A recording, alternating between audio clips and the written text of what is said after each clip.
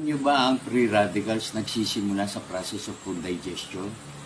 What are free radicals? Free radicals are unpaired molecules due to acidity, poor oxygen, and chemicals in the food that we eat.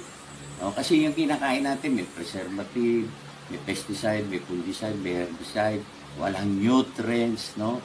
May growth hormone, may steroid, may antibiotic.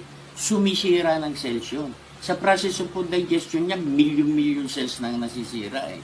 At alam nyo ba, pag nagpa-lab kayo at nagpa-doktor kayo, kala nyo, nun lang kayo nagka-stage 1 cancer? Nun lang kayo nagkabukol sa matres? Nun lang kayo nagkabukol sa suso? No. It took several years for illness to develop. At ako, mali pala ang pananaw ko, no? Kasi hindi ko na i-mention sa inyo, 41 pills and tablets ang iniinom ko eh. Pero yung pala, mga iniinom ko are specific antioxidant. Pagaya nung pang-sugar ko, tumaas ang sugar ko when I was 70. So, bumili ako ng 7 antioxidant para makontrol ang sugar ko. Pang-sugar lang pala yun.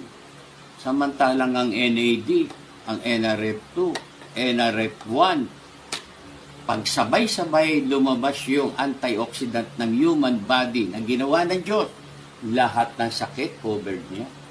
And you will improve, in 1 month time, you will improve 40% of your free radicals. Maayos. Kasi ganito ang free radicals eh. Unpaired electron siya eh.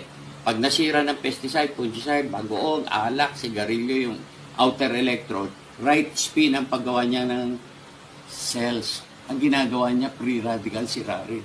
Nangyayari sa suso, sa matres, sa ovaryo, sa colon, sa prostate, any part of the body.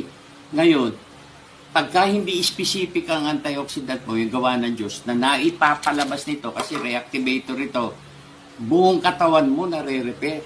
O, hindi ka pa ba maniniwala nun? O, nasisira ang cells natin eh. Kaya you have to try this at all costs, by all means, without pain.